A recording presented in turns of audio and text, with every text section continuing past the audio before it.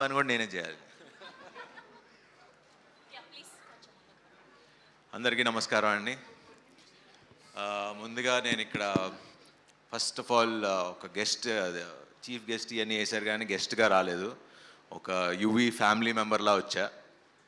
So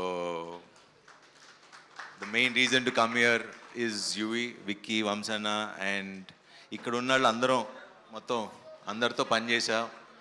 చాలామంది డైరెక్టర్లతో, technicians, మన సత్య editor, అలానే రదన్ మ్యూజిక్ డైరెక్టర్, మన గాంధీ, ఇంకెవరున్నారు, వశిష్ఠ చేయలా ఇప్పుడు చేస్తున్నారు యూవీలో. అంటే నేను చేయలేదు కదా, నేను చేసిన వాళ్ళ గురించి చెప్తాను. సో వీళ్ళందరూ బేసిక్లీ యూవీలో పనిచేసిన ప్రతి ఒక్కళ్ళు ఒకసారి ఒక సినిమా చేస్తే మళ్ళీ అది ఒక ఫ్యామిలీ మెంబర్స్గా అయిపోతాం. అండ్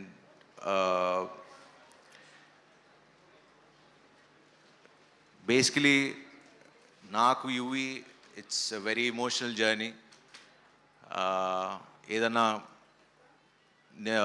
అంటే చాలా ఎమోషనల్గా ఉంది. బట్ రైట్ నో మన కార్తికేయ ఆల్రెడీ ఎమోషనల్గా మాట్లాడాడు.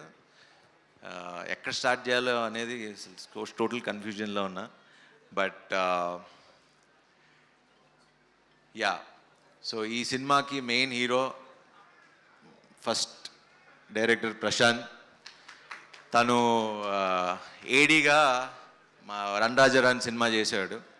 సుజిత్ అండ్ ప్రశాంత్ ఇంకా టీం అందరూ ఉండేవారు డైరెక్షన్ డిపార్ట్మెంట్. ఐ థింక్ ఇంకా చాలామంది ఉన్నట్టున్నారు అక్కడే.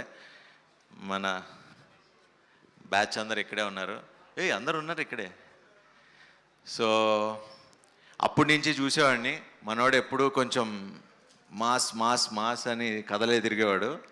సుజిత్ ఏమో ఎప్పుడు కొంచెం ఎంటర్టైన్మెంటు, కొంచెం ఇంకో యాంగిల్లో తిరిగేవాడు. So always I believed Prashanth మంచి డైరెక్టర్ అవుతాడని.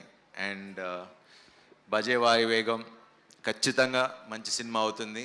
అండ్ ఇందాక కార్తికేయ చెప్పినట్టు అంత జెన్యున్గా, ఎందుకంటే నాకు తెలుసు తను ఆల్మోస్ట్ ఒక 3-4 ఏళ్ళ నుంచి ఆ స్క్రిప్ట్ పట్టుకుని చాలా నమ్మి చేసిన స్క్రిప్ట్. అండ్ అలానే యువి కూడా చాలా నమ్మింది. సో ఐఎమ్ షూర్ ఈ సినిమా ఖచ్చితంగా మంచి సినిమా అవుతుంది, పెద్ద హిట్ అవుతుంది. అండ్ కార్తికేయ, ఇందాక మీరు మాట్లాడుతున్నప్పుడు ఇలాంటి మీకు వచ్చిన డౌట్స్ ప్రతి హీరోకి, మాకు అంటే మిమ్మల్ని చూస్తుంటే నాకు ఒక 5 years బ్యాక్ వెళ్ళినట్టు అనిపిస్తుంది. సో ఇదే ఫీలింగ్, అరే మనం వెళ్ళే దారి కరెక్టా, లేకపోతే